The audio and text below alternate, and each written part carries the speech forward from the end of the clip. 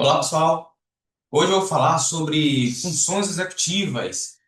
É importante mencionar que tudo que a gente vê na clínica, se a gente desconsidera o que são as funções executivas, nosso raciocínio clínico, as nossas intervenções podem não ser muito bem sucedidas.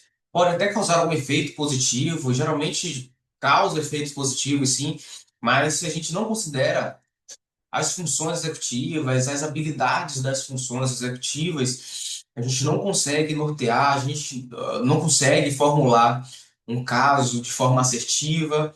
Então, eu tenho falado aqui sobre alguns assuntos. Uma hora ou outra eu acabo mencionando um pouco que eu falaria sobre as funções executivas. Então, nesse vídeo eu vou iniciar com o primeiro momento, o primeiro episódio dessa série sobre funções executivas, onde eu vou separar em cerca de três fases, em três vídeos mais ou menos. Vou começar com o que são os conceitos, as definições, o de fato que são essas habilidades, o que são as funções executivas. Em seguida, no próximo vídeo, eu vou falar um pouco sobre a neurobiologia das funções executivas e, por fim, falarei sobre a avaliação e intervenção clínica nas funções executivas. Então, as funções executivas não são apenas um conceito simples, obviamente. A gente começa a falar aqui também de neurobiologia. As funções executivas explicam desempenho escolar, acadêmico, desempenho ou performance no esporte, profissional, reflete sim na saúde mental e na qualidade de vida e até mesmo nas relações conjugais, como eu vou mostrar aqui para vocês. Então, se você quer entender sobre comportamento humano, sobre cognição, sobre as habilidades que regem a vida de nós seres humanos com profundidade, você precisa entender sobre funções executivas. Para quem está no início da graduação, por exemplo, precisa focar muito no aprendizado ali, pelo menos geralmente no primeiro semestre, segundo semestre, onde geralmente tem a disciplina de processos psicológicos básicos, que assim, é uma disciplina fundamental para a vida toda, que a gente leva para a carreira, a gente precisa aprender com profundidade, e também disciplinas outras específicas, como de neuropsicologia, neuroanátomo, fisiologia, que geralmente aprofunda sobre funções executivas. É importante se aprofundar bastante nesses conteúdos na graduação, e não tem problema se você já é profissional, não se recorda muito sobre esse assunto e a sua importância na prática clínica, então fica por aqui, ok? Então vamos lá. O que são as funções executivas? O que é ser daí executivo no que diz respeito às funções cerebrais? Então vamos pensar um pouquinho que, por mais que a gente tenha automatizado os nossos processos, por mais que a gente tenha automatizado é, a nossa forma de viver a vida em determinados momentos, em determinados processos, se a gente começa a observar que, basicamente, esses processos que hoje são automatizados, pode ser que a gente não faça tanto esforço assim, basicamente são regidos pelas funções executivas. E eu vou aprofundar aqui, vou descrever quais são essas principais habilidades que regem, que direcionam a nossa vida, ok? Então, vamos lá.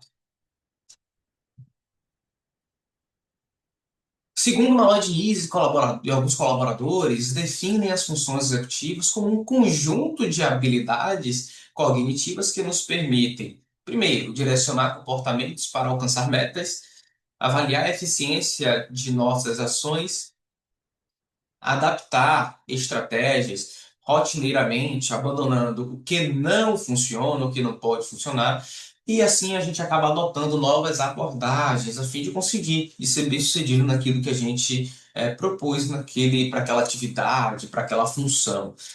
E também resolver problemas de curto, médio e longo prazo. Essas são algumas das características de algumas habilidades. Claro que eu vou apresentar mais alguns conceitos aqui para vocês. E aqui tem esse conceito bem legal, bem bonito, também de uma loja de início de alguns colaboradores, que as funções executivas são essenciais para as atividades cotidianas, especialmente as mais complexas. A ausência ou comprometimento dessas funções pode tornar tarefas simples em grandes desafios. Veja, se eu não considero o que são essas habilidades, o que são essas funções cognitivas, segundo a particularidade de cada paciente que eu acompanho, de cada paciente que eu atendo, quais são as habilidades que aquele paciente tem que tem uma grande potência, funciona super bem, mas também quais são aquelas habilidades que estão com algum déficit. E aqui ainda não falei, não mencionei sobre algum transtorno, mas pode ter ocorrido alguma lesão cerebral que impactou alguma deficiência em alguma ou algumas habilidades das funções executivas, alguma questão do neurodesenvolvimento, ou por pouco estímulo referente àquela habilidade. Então, tudo isso a gente precisa pensar para incluir no nosso raciocínio clínico antes de iniciar qualquer intervenção. Alguns componentes das funções executivas que a gente precisa considerar aqui primeiro, se a gente para pensar num modelo único proposto lá por Luria, então, entre alguns outros autores, sugeriram que as funções executivas são uma única habilidade central, como se fosse ali um diretor global, único, que regia todas as nossas habilidades. Mais ou menos isso. Mas, segundo Diamond, que basicamente é boa parte da referência, além de Malloy nisso que eu vou utilizar aqui para esse conteúdo, pensa nas funções executivas como um modelo de múltiplos processos. Então, processos que são independentes, mas que interagem entre si. Então, memória operacional ou memória de trabalho, que tem ali a finalidade básica de manter e manipular informações temporariamente.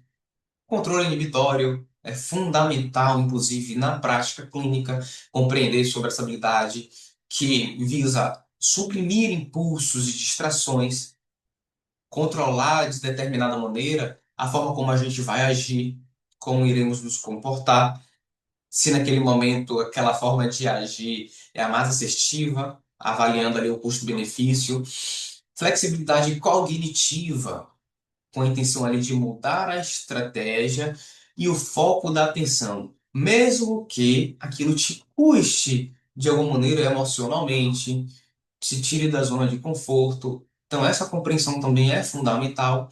Uma outra habilidade que é o planejamento para organizar passos, para atingir algum objetivo, solucionar problemas, para encontrar a melhor forma de superar alguns desafios, tomada de decisão para escolher a melhor opção entre as alternativas naquele momento, mesmo aquela que de alguma forma também te custe, né, pode ter alguma consequência, né, pode ser que te gere algum dano, mas entre todas as opções pode ser que gere menos dano possível.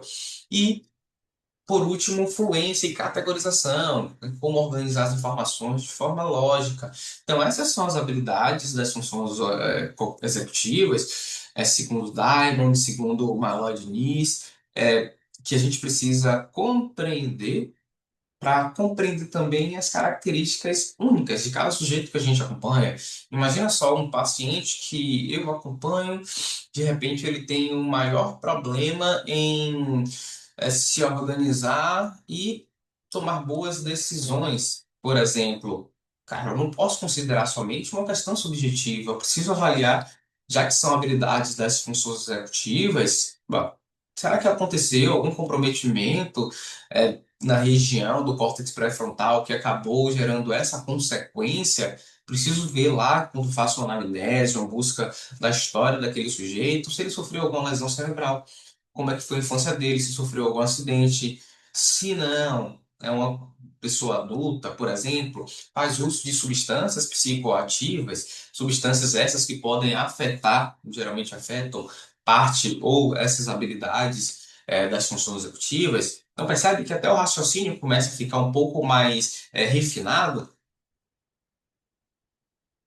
As funções executivas são as habilidades essenciais para a saúde mental e física, para o sucesso na escola e na vida, e para o desenvolvimento cognitivo, social e psicológico, segundo Diamond, que conceituou aí as funções executivas.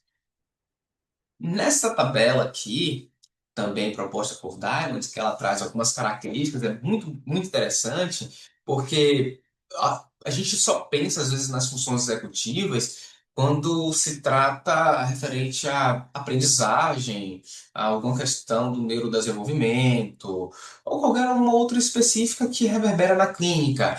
Mas olha só, como que ela trouxe alguns pontos, algumas características, algumas áreas que as funções executivas podem gerar algum prejuízo se tiver alguma deficiência em suas habilidades. Então, por exemplo, aqui na primeira coluna, onde tem aspectos da vida, a gente pensa em saúde mental.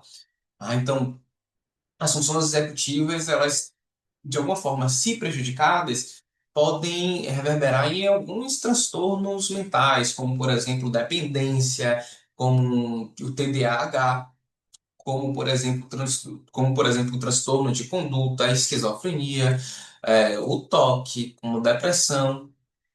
Veja, não é que a deficiência nessas habilidades, de alguma forma, acaba sendo causa para esses transtornos. Significa que podem contribuir para o agravo desses transtornos. Podem contribuir, por exemplo, para reduzir, de alguma forma, que aquele sujeito se torne adaptativo frente àquele desafio, portanto, pode acabar sendo sobreposto ali pelos sintomas de algum transtorno ou de alguns transtornos psiquiátricos. Também no que diz respeito à saúde física, pode sim, se de repente a gente tiver alguma habilidade das funções ou algumas habilidades em deficiência, a gente pode ter ali um agravo, uma piora associada, por exemplo, à obesidade, à compulsão alimentar, ao abuso de substâncias e também à baixa adesão ao tratamento. Então, veja, quando a gente começa a compreender essas habilidades, a gente também começa a entender, talvez, de onde é que esteja, de onde é que surgiu aquela resistência diante do setting terapêutico. Pode não ser uma resistência subjetiva, pode não ser também por conta da intervenção nossa enquanto profissionais, pode também. Isso precisa ser avaliado. Mas quando a gente começa a olhar para cada sujeito por suas particularidades e considerando as suas funções executivas, então a gente já começa a compreender ali em sua neurobiologia o que pode ser feito, o que é que pode ser reformulado para que a intervenção seja mais assertiva possível. E uma deficiência nas funções executivas, em algumas das suas habilidades, também podem afetar, obviamente, a qualidade de vida. Então, pessoas com melhores, com as funções executivas, digamos que mais bem potencializadas, apresentam uma melhor qualidade de vida. Também no que diz respeito à prontidão ali escolar, o processo de aprendizagem, as pessoas que têm, as crianças, adolescentes, os adultos que têm um desenvolvimento, um estímulo maior nas suas funções executivas, tendem a ter mais sucesso no processo escolar, acadêmico, porque envolve todo o processo de atenção, de memória, de tomada de decisão, de raciocínio lógico, de planejamento. Então, são um conjunto de habilidades, como o próprio conceito aqui que eu trouxe diz, ok? Como, por exemplo, sucesso profissional. Algumas pessoas que têm alguma deficiência, alguma carência nessas habilidades executivas, podem ter desenvolver baixa produtividade no trabalho, dificuldade para conseguir ou manter algum emprego, né? Visto que na clínica isso surge muito, as pessoas não conseguem sustentar às vezes aquele hábito, e não é só um hábito, por exemplo, alimentar, um hábito de esporte, mas se manter no mesmo emprego, e quando a gente avalia às vezes, o problema não é o contexto. Tem talvez essa desordem psíquica além da disfunção executiva também. E olha que interessante, também no que diz respeito a relacionamento conjugal, né? Então, assim, a harmonia conjugal. Então, um parceiro com funções executivas prejudicadas pode ser que se torne uma pessoa mais difícil de se conviver, uma pessoa menos confiável, ou talvez mais propenso a agir impulsivamente. Pensa só uma pessoa que tem um déficit no controle inibitório, que age muito por impulso, sem avaliar os riscos do seu comportamento dentro de um relacionamento. Claro que isso vai reverberar em alguma consequência, algum desconforto no seu companheiro, no cônjuge. É, então, além das implicações clínicas, tem implicações para a nossa própria vida. E, claro, no que diz respeito à segurança pública, aqui, algumas pessoas com alguma carência nessas habilidades podem, né, sugere-se em alguns estudos que tem alguma relação, podem estar associadas a problemas de ajustamento social, né? E aí a gente pode falar de criminalidade, de comportamento imprudente, violência, explosões, falta de respeito, complicações para dificuldade para cumprir regras. Então veja só a importância da gente compreender os aspectos das funções executivas. Então hoje aqui nesse vídeo eu estou pegando pelo começo, desde o que é o conceito, quais são essas habilidades, para que depois a gente consiga evoluir juntos aqui, ok? Mas qual que é a ideia aqui dessa tabela proposta por Diamond? Essa tabela acaba mostrando para a gente que as funções executivas não explicam apenas o desempenho cognitivo de cada sujeito. Elas predizem, sim, saúde mental, sucesso escolar, sucesso no âmbito profissional, nas nossas relações, né, no relacionamento amoroso, nas amizades que a gente constrói, entre outros contextos. Tá? Então, isso acaba fazendo ou transformando as funções executivas de um conceito teórico, técnico, em um eixo estruturante do comportamento humano. É isso que a gente precisa pensar. Então, o ponto aqui não é que as funções executivas causam todos esses problemas ou causam algum transtorno psiquiátrico, mas compreender que os déficits executivos são um fator transdiagnóstico, ou seja, que eles de alguma forma acabam atravessando diferentes quadros clínicos. E por isso que a gente precisa considerar as habilidades, ou melhor, as funções executivas. Interessante, não é? Então, veja, a importância que é de entender cada habilidade dessas funções executivas, inclusive para cada faixa etária da nossa vida, porque na clínica se apresenta de forma muito diferente. Tá? Então, sabe aquele momento em que isso é muito comum na clínica, eu recebo aqui encaminhamentos da escola, uma criança que a escola sugeriu por falta de atenção ou impulsividade, porque não fica quieto, a escola sugeriu que a criança tem TDAH. Aí informa para a família e a família aqui me procura. Ok. Quando eu avalio todo o contexto ali familiar, toda a rede da criança, a rotina daquela criança, em muitos casos, olha o que eu estou dizendo, em muitos casos não se trata de TDAH, em muitos casos se trata de uma rotina daquela criança em que ela acaba usando de forma exagerada, indiscriminada, telas, celular, crianças às vezes 3 4 anos que tem celular, né? Algum familiar deu, e aquela criança passa o dia todo no celular, para só para ir para a escola, é o único momento, e obviamente que lá aquela criança vai se sentir entediada, vai se sentir estressada, não vai conseguir prestar atenção, porque segundo o desenvolvimento cognitivo, o uso exagerado de telas, principalmente nos anos iniciais da nossa vida, causa um grande agravo no processo cognitivo, na atenção, na memória. Então, quando eu faço esse ajuste naquele contexto, com o apoio da família, a criança ela volta a desenvolver bem a sua atenção. Claro que é normal a questão de não ficar, de ficar agitado, é esperado de uma criança. Então, veja, quando eu considero essas habilidades, compreendo quais habilidades executivas estão associadas a alguns traços ou alguns transtornos, eu consigo intervir de forma, mais assertiva. Então, esse foi só um exemplo, dentre vários outros. Inclusive, tem uma aula específica, tem um vídeo que eu vou gravar sobre o uso exagerado de telas e o impacto no desenvolvimento cognitivo e na saúde mental, logo em breve, ok? Então vamos lá. Quando fala de funções executivas, a gente fala de. Vocês vão ver na literatura, dois modelos, tem o modelo quente e o modelo frio das funções executivas. Essa teoria ela acaba separando as funções executivas com base nos circuitos cerebrais. Então, as funções executivas frias estão relacionadas aos processos, a processos puramente cognitivos, como categorização e flexibilidade, que estão ligados ao córtex pré-frontal dorso lateral, aqui onde está o roxinho.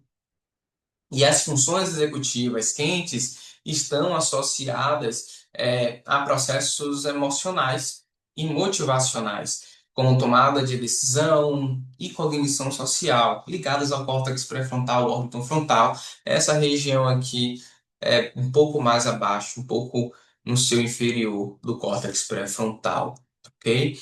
Então tem essa divisão, tem esses diferentes modelos que vale a pena ressaltar aqui.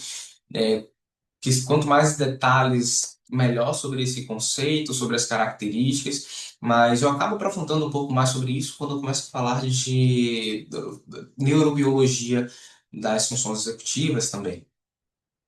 E aqui, o córtex pré-frontal do lateral, olha que interessante quando a gente começa a observar a região, a estrutura cerebral, a localização e as funções estabelecidas. Então, aqui no dorso lateral a gente tem o estabelecimento de metas e planejamento, solução de problemas, a memória operacional ou a memória de trabalho, monitoramento da nossa atenção, flexibilidade cognitiva, autorregulação e julgamento e abstração e influência. Ou seja, por isso que a gente considera, inclusive, eu acabei não mencionando, mas já fica claro pela imagem, as funções executivas elas estão basicamente localizadas, né? Elas estão ali, a gente identifica é, na região do córtex pré-frontal, essa região aqui da frente da nossa cabeça, atrás da nossa testa, né? Então, quando a gente fala do córtex pré-frontal do osso lateral, está localizado no córtex pré-frontal. Então, claro que a gente não está falando de outras regiões. Cada região, ela majoritariamente, cada localização é responsável majoritariamente por determinadas funções, mas não somente. Isso eu falo mais adiante, tá ok? Enquanto que o córtex orbitofrontal, pouco mais abaixo, também no córtex pré-frontal, está fortemente conectado a regiões de processamento cognitivo e emocional, como a amígdala e o hipotálamo. Na aula anterior, no vídeo anterior, falei sobre neuroplasticidade e se a psicoterapia tem a capacidade de causar alguma mudança no cérebro, e eu falo sobre a amígdala, tá? Quanto que é do sistema límbico como um todo, quanto que é importante a gente identificar e reconhecer esses sistemas para que a gente consiga fazer uma boa intervenção na prática clínica. Então, córtex orbitofrontal é fundamental para o comportamento social e para a tomada de decisão, e é responsável por empatia, aderência às regras sociais, controle inibitório e para o automonitoramento. Então, veja, se essas habilidades elas não são bem estimuladas durante a vida, ou se a gente não percebe clinicamente alguma deficiência e também potência nessas habilidades, alguma questão clínica ali pode passar e a gente pode perder a oportunidade de ajudar aquela pessoa que está diante da nossa frente. Então, veja, sempre, como o objetivo aqui é relacionar a neuropsicologia, a neurociências, a uma prática clínica utilizando a TCC, ou para você que utiliza as terapias contextuais também é super válido. Eu preciso considerar, enquanto eu faço a minha formulação de caso, relevar sobre essas habilidades, quais são as potências, quais são as habilidades que estão, digamos que têm grande força sobre aquele sujeito, e aquelas que talvez carecem de uma atenção, de um estímulo, identificar o porquê que ela está com déficit naquela habilidade, por exemplo.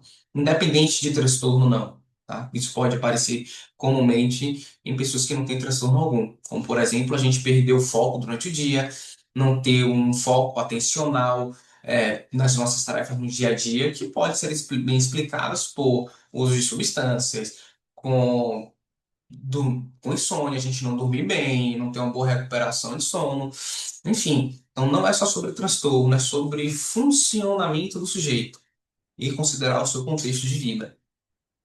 E aqui falo sobre o desenvolvimento das funções executivas ao longo da vida, o que é curioso, o que é interessante, porque na primeira infância, o desenvolvimento começa já no primeiro ano de vida, né? E já de forma obviamente precoce.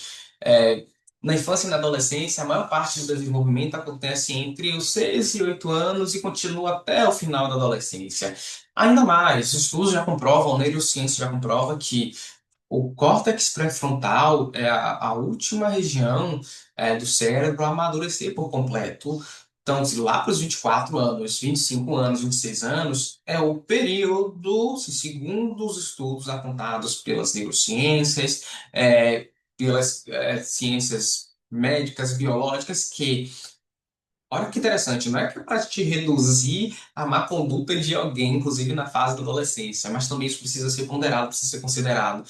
Então, se o córtex pré-frontal é basicamente a última região do cérebro que amadurece por completo, lá por 24, 25, 26 anos, e é uma região que tem por responsabilidade as habilidades, melhor dizendo, como tomada de decisão, controle de impulsos, raciocínio lógico, entre outras questões. Então a gente precisa compreender também que, segundo aquela faixa etária, segundo a idade daquela pessoa que eu atendo, aquele córtex pré-frontal está desenvolvido ou não? Será que essa condição também explica parcialmente alguma condição clínica? Com certeza, isso eu preciso pensar, isso eu preciso colocar no meu campo de raciocínio clínico. Já na idade adulta, as funções executivas atingem sua maturidade e se manter estáveis, desde que você tenha uma vida é, muito bem adaptativa. Né? Também não posso dizer que acontece com todo mundo. Não sou ingênuo de falar sobre isso, porque vai depender do contexto social, do contexto econômico, contexto político. Tudo isso eu sei que é muita coisa, mas eu preciso considerar na clínica também. E com o envelhecimento, a partir dos 50 anos, a eficiência das funções executivas começa a diminuir naturalmente. Né? Então, esse processo ele é gradual e pode ser observado em funções como planejamento e memória de trabalho, que é onde começa a ter ali prejuízos. Sim, todos nós passaremos por isso. Grande avanço durante a vida, segundo o desenvolvimento, mas depois a gente começa a ter uma queda nessas habilidades. Em algum momento eu vou dar uma aula sobre estimulação cognitiva, sobre reserva cognitiva, o que vai ser muito interessante para a gente também compreender e agregar mais ainda numa observação clínica de cada paciente, né? Porque acredito que assim como eu, tem gente aqui que vai atender ou visa atender todos os públicos, inclusive o público idoso, ok? Então, basicamente, as funções executivas são. Pensem que são habilidades plásticas, mas também são vulneráveis. Tá? Então, claro, se quiser saber mais sobre neuroplasticidade, como eu disse, eu gravei um vídeo aqui sobre neuroplasticidade, vale a pena dar uma assistida, tem alguns conceitos bem interessantes para que você consiga compreender mais sobre o que é a neuroplasticidade, tá ok? No próximo vídeo, vamos aprofundar um pouco mais sobre a neurobiologia das funções executivas, entender como que o córtex pré-frontal organiza o comportamento e regulação, principalmente que é muito comum a gente trabalhar a regulação emocional com cada paciente, em boa parte das vezes, não com todos, mas é o que eu disse aqui. A gente precisa compreender, sim, sobre as funções executivas.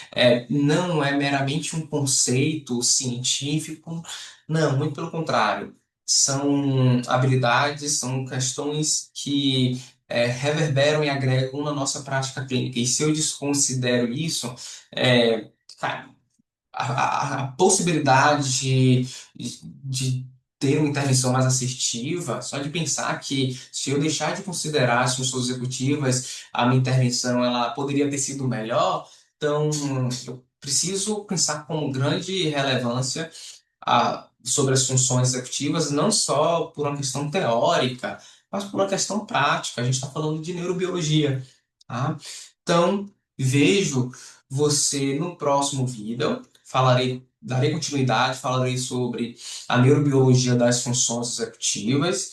Se você gostou aqui desse vídeo, desse conteúdo, comenta aqui. Também pode sugerir outros conteúdos de forma mais específica. É, se conhece alguém, algum colega que estuda psicologia, é profissional, recém-formado ou experiente, conhece alguém que é da área da saúde mental ou apenas que tem interesse, é, curiosidade sobre o assunto, compartilha esse vídeo com essa pessoa, tá? Então, vejo você no próximo vídeo.